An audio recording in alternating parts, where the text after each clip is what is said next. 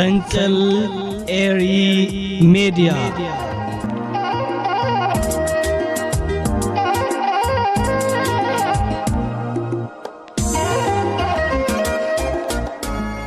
سلام تخاطلتي مربات فنقل إير ميديا كميت حاضرو نلوم سنبت يومون تلكاتيت بقدام يتحست مربات قريبا لخو نمك تالكم بخبري عدم سناي نعرف سنبت سناي مك تال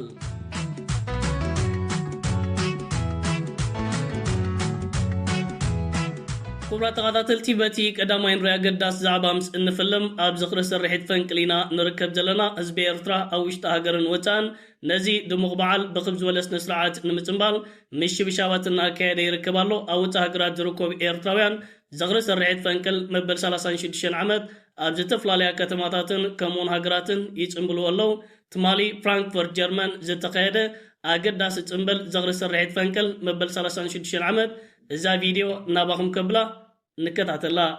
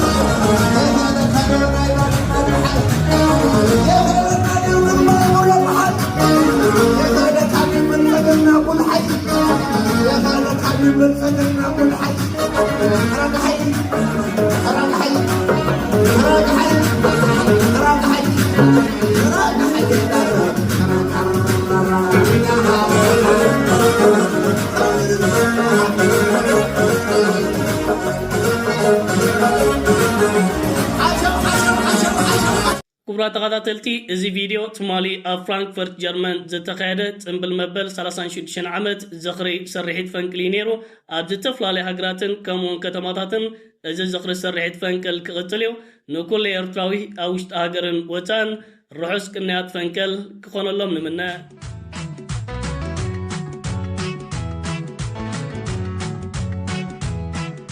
تغاداتلتي نابتي كالاي نوريا قداس زعبامس نسجر دحر عشل مرحي إثيوبيا أبي أحمد أبارلمان يتهاجر قريبو جسمو حسوتات زتفلالي قبر ملسي الناتوها ويزركب زلو بوغن إثيوبيان كل الأورمون كابتون تلو تزقون بوليتيكنياتات جوهر محمد نعشل مرحي إثيوبيا أبي أحمدن مس إمارات زكايد زلو حقب قب زملكت زرقي حوا زركب زلو حبريتا حتى أرزبلت فيديو ناباخم كبلا أبز فيديو زتفلالي مستيرات كنكتاتلينا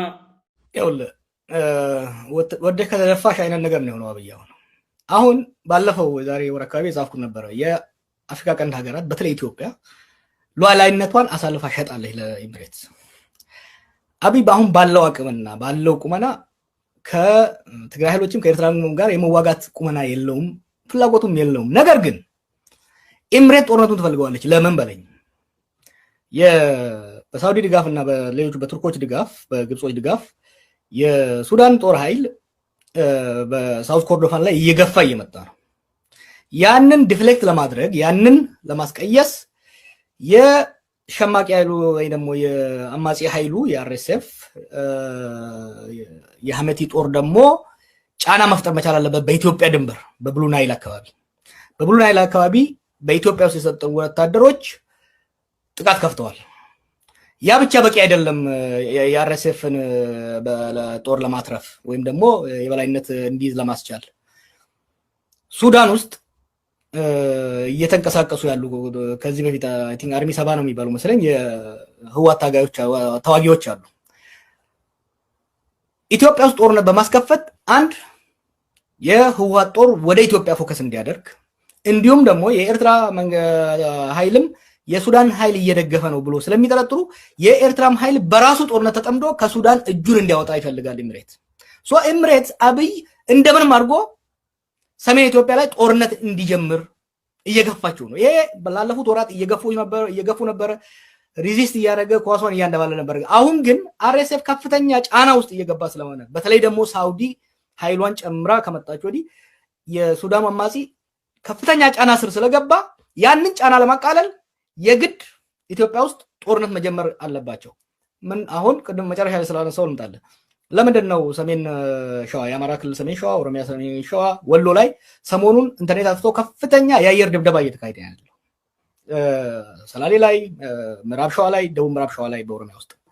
ይሄ እየተደረገ ያለው ማለት ነው። የላኛውን ጦርነት ከትግራይ ኃይሎች እና ከኤርትራ ጋር ጦርነት ከገባው አዲስ አበባ ቅርብ ያሉት አማጽያኖች ጫና እንዳይፈጥሩበት አስቀድሞ የማዳከምና የማቃለል ስራ ነው እያደረገ ያለው። ብዙ አሁን በስፋት በዲፕሎማቶች ወገን እየተወራ ያለው ከአፍሪካ ዩኒየን ስብሰባ አይ ቲንክ ከሳምንት በኋላ ያ ከተጠናቀቀ በኋላ ወደ ጦርነት እንገባለን የሚል ነገር ነው እየተናገሩ ያሉት የአብይ መልእክተኞች ማለት ነው። እና አሁን የምታየው አብይ ሳይወደው በአዛዦቹና በአሽከርካሪዎቹ የኤምሬት ሰዎች ተገፍቶ ወደ ጦርነት እየገባ መሆኑን ምናየው። ኩብራ ተኸታተልቲ ከምዛ ኣብዚ ቪድዮ ክንከታተሎን ክንዕዘቦን ዝፀናሕና ፀላዊ ፖለቲከኛ ኣብ ኢትዮጵያን ክልል ኦሮሞን ጀዋር መሓመድ ዕሸል መራሒ ኢትዮጵያ ኣብይ ኣሕመድን ኢትዮጵያ ብዓባያ ምስ ፋኖ ይኹን ሻዕብያ ከምኡውን ሕወሓት ገጢሞም ኣብ ኩናት ክዕወት ከም ዘይክእሉን ዓቕምታት ከም ዘይብሎምን ጽቡቕ ጌሮም ይፈልጥዮም። ለኣኽቶም ኢማራት ተልእኾታት እንተዳሂቦሞም ግን ኩናት ከኣትዉ ድሕር ከም ዘይብልዩ ብከምዚ ዓይነት መንገዲ ትንታነታቱ ኣስፊሩ ዝርከብ ዘሎ ዕሸል መራሒ ኢትዮጵያ ኣብይ ኣሕመድ ልኡኽ ኢማራት ምዃን ነዚ ዞባን ጎረባብቲ ህዝብታትን ሃገራትን ኣብ ምህዋኽ መሪሕ ተራ እናተጫወተ እዩ ዝርከብ ዘሎ። ንዕሸል መራሒ ኢትዮጵያ ኣብይ ኣሕመድን ጽልዋ ኢማራትን ኣብዚ ማያትን ኣብዚ ዞባን ሙሉእ ብምሉእ ንምምካኑ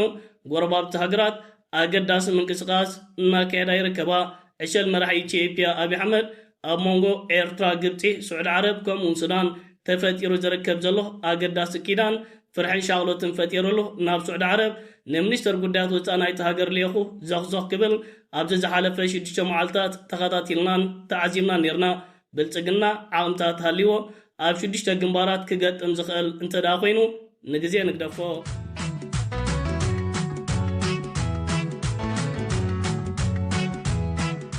ክቡራት ተኸታተልቲ ናብቲ ሳልሳይ ንሪኦ ዛዕባ ምስ እንሰግር ተቃዋምቲ ሓይልታት አርኤስኤፍ ዝሓለፈ 2 ሰሙናት ዶብ ጫድ ጥሒሶም ብምእታው ኣብ ልዕሊ ሰራዊት ጫድ መጥቃዕቲ ከም ዝፈፀሙ ኣብ ዜናታት ፀብፂብና ነርና። እዞም ተቃዋምቲ ሓይልታት ትማሊ ዶብ ናይቲ ሃገር ጥሒሶም ምስ ኣተው ሰራዊት መንግስቲ ጫድ ኣብ ልዕሊ ተቃዋምቲ ሓይልታት አርኤስኤፍ ኣገዳሲ ስጉምታት ከም ዝወሰዱ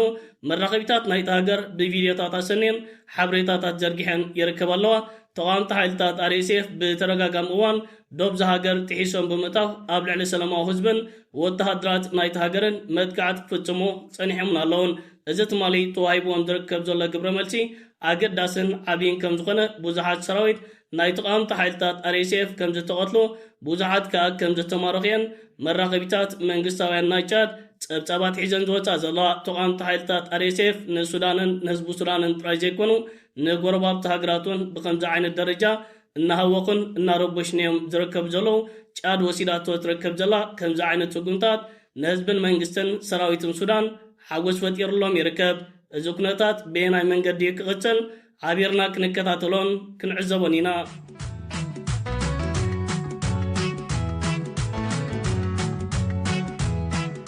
ክቡራት ተኸታተልቲ ናብቲ ራብዓይ ንሪኦ ዛዕባ ምስ እንሰግር ፕረዚደንት ኣልጀርያ ንሕቡራት ኢማራት ዓረብ ንእሽቶን ፃሕታሪትን ሃገር ክብል ትማሊ ምስ መራኸቢታት ናይቲ ሃገር ኣብ ዘካየድዎ ቃለ ምሕተት ነዚ ሃገር ዘሊፍዋ ይርከብ ኣሎ። ንሕቡራት ኢማራት ዓረብ ፃሕታሪት ምዃና ዝፈለጥናሉ ግዜ ሓደ ካብቲ ንጸጥታው ድሕነትና ኣገዳሲ ዝነበረ ጉዳያት እዩ እዛ ሃገር ንእሽቶ ክነሳ ግን ከዓ ኣብ ካልኦት ጎረባብቲ ሃገራት ጣልቃ ብምእታው ክትሕንክር ትፍትን ሃገር እያ ሕቡራት ኢማራት ዓረብ ንእሽቶ ግን ከዓ ጻሕታሪት ሃገር ክብል እዩ ናብ ኢማራትን ሰበስልጣን ናይቲ ሃገርን ብከምዚ ዓይነት መንገዲ ዘለፋታታዊ ሒዙ ዝርከብ ዘሎ ኣብ ዝተፈላለዩ ኣጋጣሚታት መንግስቲ ኣልጀርያ ምስታ ሃገር ዝጸንሑ ርክባት ካብ ግዜ ናብ ግዜ እናሞተ ይኸይድ ከም ዘሎ ናይ ሕቡራት ኢማራት ዓረብ ነፈርቲ ኩናት ይኹና ካልኦት ናይ መጓዓዝያ ነፈርቲ ክሊ ሰማያቱ ከይኣትዋውን ንሕቡራት ኢማራት ዓረብ ኣብዚ ዝሓለፈ 2 መዓልታት መጠንቀቕታን መልእኽትን ይሕሊፉ ነይሩ ሕቡራት ኢማራት ዓረብ ካብ ጎረባብቲ ሃገራት ብከምዚ ዓይነት መንገዲ ዓብ ኮነኔን ተቃውሞን እናመጻ ይርከብ ኣሎ እዚ ሃገር ብሰንኪ ትኽተሎ ጻሕታሪ ዝኾነ ተግባራት ኣብ ሊብያ ተካይዱ ዘላ ምትእታው ብዓብይውን ኣብ ኣልጀርያ ተቃውሞታት ንምፍጣር ዘካይድቶ ፈተነታት ምስ መንግስቲ ኣልጀርያ ሙሉእ ብምሉእ ተባቲኻ ትርከብ ዘላ ፕረዚደንት ናይቲ ሃገርካ ናብ መራኸቢታት ቀሪቡ ንፈለማ እዋን ንሕቡራት ኢማራት ዓረብ ንእሽቶ ግንካ ጻሕታሪት ሃገር ክብል ብከምዚ ዓይነት መንገዲ ዘሊፍዋ ይርከብ ካብ ዜናታት ሕቡራት ኢማራት ዓረብን ንሳ ትገብሮ ዘላ ተግባራትን ከይወፃና መንግስቲ ስዑድ ዓረብ ነቲ ኣብዚ ዝሓለፈ 2 መዓልታት ኣብ ውሽጢ መሬት ሱዳን ኣብ ሕክምናን ከምኡውን ረድኤት ዝፀዓና መካይን ንዝተኻየደ መጥቃዕቲ ብሕቡራት ኢማራት ዓረብ ዝምወሉ ድሮናትን ካብ ኢትዮጵያ ዝተበገሱ ናይ ርኤስኤፍ ዝተፈላለየ ወተሃደራትን ዕጥቅን ኣፅዋራትን ኣብ ልዕሊ ሰላማዊ ህዝቢ ዝፍጸም ከምዚ ዓይነት መጥቃዕቲ ኣብ ትሕቲ ዝኾነ ይኹን ኩነታት ተቐባልነት ከም ዘይብሉ ንኩናት ሱዳን ዝሕምሳ ዘለዎ ሃገራት ካብ ተግባራትን ክቆጠባ ስዑድ ዓረብ ብመንገዲ ሚኒስትሪ ጉዳያት ወፃኢ ኣቢላ ተሪር መልእኽታት ይሕሊፋ ትርከብ ኣላ እዚ መልእኽቲ ብቐጥታ ናብ ሕቡራት ኢማራት ዓረብ ከምኡውን ናብ ዕሸል መራሒ ኢትዮጵያ ኣብይ ኣሕመድ ዝቐንዐዩ እዞም ክልተ ኣካላት ሕቡራት ኢማራት ዓረብ ዕጥቅን ሎጂስቲክን ፊናንሳዊ ሓገዛትን ንተቃወምቲ ሓይልታት RSF ብዶባት ኢትዮጵያ ቢላ ተሰጋግራላ ሕሉፍ ተሓልፍዋ ኢትዮጵያ ኣብዚ ሕጂ እዋን ኣብ ውሽጢ መሬታ ንተቃወምቲ ሓይልታት RSF ማዓስከራት ብምድኳን ካብ መሬታ ተበጊሰን ድሮናት ሕቡራት ኢማራት ዓረብ ኣብ ልዕሊ ሰራዊት መንግስቲ ሱዳን ሰላማዊ ህዝቢ መጥቃዕቲ ክፍጽማ ባይታታት ትርከብ ዘላ ሃገር እያ ክልቲአን ሃገራት ዘካይዱ ዘለዋ ከምዚ ዓይነት ሓደገኛ ተግባራት ካብ ማሕበረሰብ ዓለም ኮነኔታት እናመፀን ይርከብ ኣሎ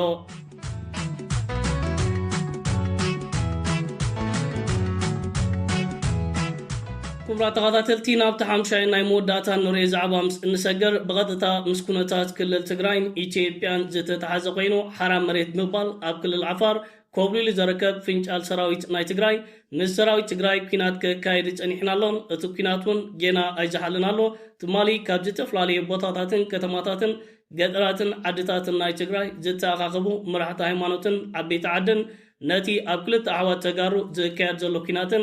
دم فساسن نمشمغال نابت نساتهم زكايدلو زلو كينات دوبات اغنيام نيروم ابت زتخايد كنز عينت ناي شمغلنا منغدتات ودا انطرو كابتم حرام ريت مبال كوبليلوم دركب زلو فنجال سراويت ناي تግራይ ابت اغاطامي قوچرا طليمو ات زتخايد ناي شمغلنا فتنتات كعوت كنزيكاله كاب كلل تግራይ حبريتاتات وچي ركب ودا انطرو حدا كابتم اب كلل عفار مخان حرام ريت مبال نتوم فنجال سراويت تግራይ زمرح زلون سراويت تግራይ مفراس بعشل مرحي إثيوبيا أبي أحمد صادق أن جيتاچون تلوخته هايبو كعجرجر زرق زلوا الكسبيو زت مالي زت خير فتنتات زي عود كم زي كونه كاب كل التجراي زت فلالي حبريتات يوتسالو ودا انطرن وجله صادقانن نتج تجبره كم زعينت شمغلنا نحوعتن سراوي تجراي زرب بحب مباليوم ابتو قصرا كم زي ترخبو مسوم قربت زلوا وغنات تنتانتات نهابو زركب زلو بزخوين بتي እቲ ዘካየድ ዘሎ ኩናት ቀፂሉ ይርከባሎ እቲ ኣዝዩ ዘሐዝን ሸነቕኻ ክልተ ተጋሩ ንሓድሕዶም ደም ክፋሰሱ ምርኣዩ ዕሸል መራሒ ኢትዮጵያ ኣብይ ኣሕመድ ኣብ ክልል ትግራይ ከተግብሮ ዝሓስብ ዘሎ ሓደገኛ መንገድታት ብመንገዲ ጻድቃን ጌታቸውን ወዳ አንጦር ቢሉ እናተግብሮ ይርከባሎ እዚ ኣብ መንጎ ክልተ ኣሕዋት ተጋሩ ዝካየድ ዘሎ ከምዚ ዓይነት ኩናት ብቐሊል ዝዓርፍን ዝሃድእን ኣይመስልን ኩነታት ክልል ትግራይ ካብ ግዜ ናብ ግዜ ናብ ካልእ ኣዋጣሪ ኩነታት ይሰጋግራሎ ሰራዊት ትግራይን ህወሓትን ግዚያዊ ምሕዳር ክልል ትግራይን ኣብ ቅድሚኦም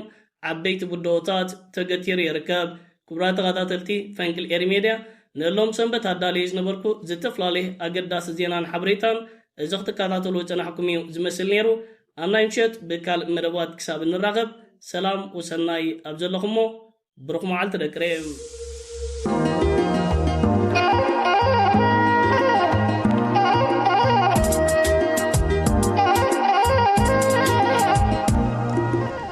ፈንቅል ኤሪ ሚዲያ